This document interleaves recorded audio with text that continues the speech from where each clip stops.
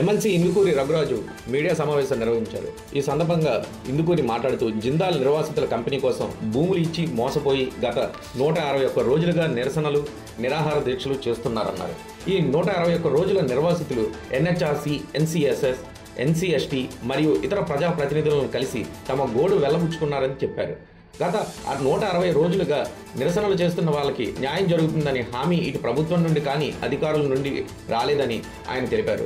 న్యాయస్థానంలో కేసు ఉందని అది వాయిదాల మీద నడుస్తుందన్నారు. ఈ మధ్య 2 వారాలు వాయిదా అడిగారని తెలిపారు. ఈ విషయాన్ని కొంతమంది వక్రీకరించి సోషల్ మీడియాలో ప్రచారం చేశారని తెలిపారు.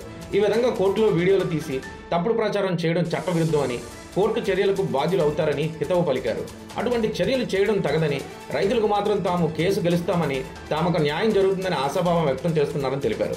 కంపెనీ యాజమాన్యం, ప్రభుత్వం రైతులతో మాట్లాడి సామరస్యంగా సమస్యను పరిష్కరించి ఎంఎస్ఎంఈ కంపెనీలు వస్తే బాగుండు అని ఈ ప్రాంత పెద్దలు కోరుకుంటున్నట్టు పలువురు చర్చించుకున్నట్టుగా తెలిపారు.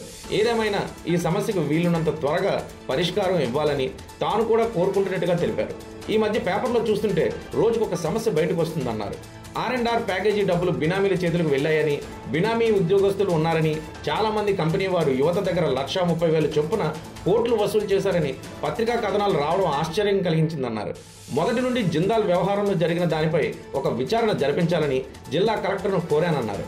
ఒక పక్క భూమి కోల్పోయిన వాళ్ళకి న్యాయం జరగలేదంటూ, ఇంకో పక్క భూమి లేని వాళ్ళు కూడా లబ్ధి పొందుతున్నారన్న విషయాలు వెలుగులోకి వస్తున్నాయని తెలిపారు. భూమి లేని వారికి ఉద్యోగాలు, జీతాలు అంటున్నారు. మరి నిజంగా భూమి పోయిన మా పరిస్థితి ఏమిటని నిర్వాసితులు ప్రశ్నిస్తున్నారని తెలిపారు. భూమి కోల్పోయిన, ఇల్లు కోల్పోయిన ఉద్యోగం ఇస్తానన్నారు. ఇల్లు కోల్పోయిన మాకు ఉద్యోగం లేదు, కనీసం వేతనాలు లేవని గ్రీవెన్స్కి వెళ్లారని తెలిపారు. మరి జిందాల్పై ఎవరైతే రైతన్నలు అందరూ ఉన్నారో, జిందాల్ నిర్వాసితులు అందరూ కలిసి సుమారు 160 రోజులుగా నిరసన కార్యక్రమాలు తెలియజేస్తూ వాళ్ళకి జరిగిన అన్యాయాన్ని ఇటు ప్రభుత్వానికి, అటు ప్రజాప్రతినిధులకి, మరి నేషనల్ హ్యూమన్ రైట్స్ కమిషన్ కానివ్వండి, SC/ST కమిషన్స్ కూడా తెలియజేసిన విషయం మరి మీ అందరికీ కూడా తెలిసిందే. అయినప్పటికీ కూడా నేటికి కూడా పూర్తిగా వాళ్ళకి ఒక హామీ అని కానీ, ఒక పరిష్కారం అన్నది కానీ రాలేదు.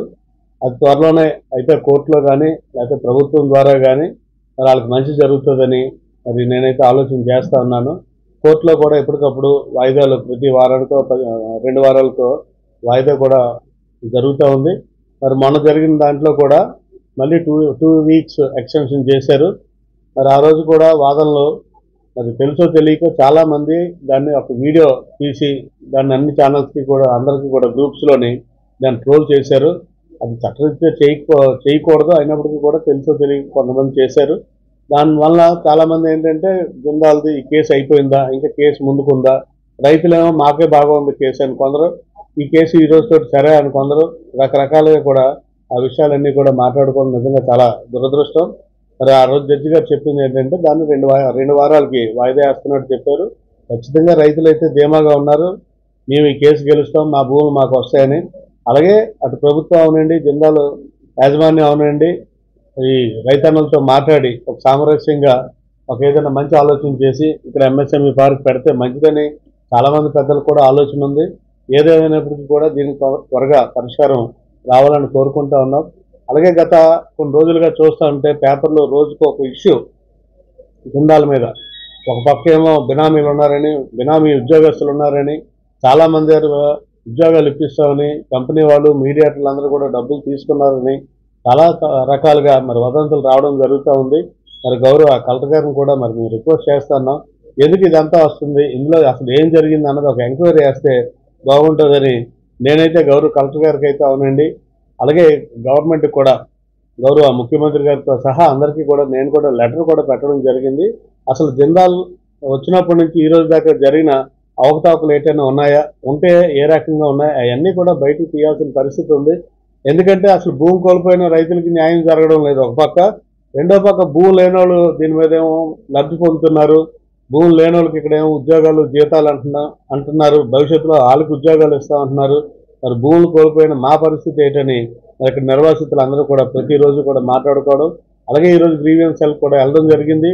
దేని మీద అంటే భూమి కోల్పోయినా, ఇల్లు కోల్పోయినా మరి ఉద్యోగం ఇస్తామని చెప్పారు, మరి మాకు ఇవ్వలేదని మరి వాళ్ళు గత 2-3 రోజుల నుంచి కూడా నిరసన కార్యక్రమం తెలియజేస్తూ మరి ఈరోజు కలెక్టర్ గారు కూడా రిప్రజెంటేషన్ ఇవ్వడానికి, ఎందుకంటే ఆ రోజు జీవో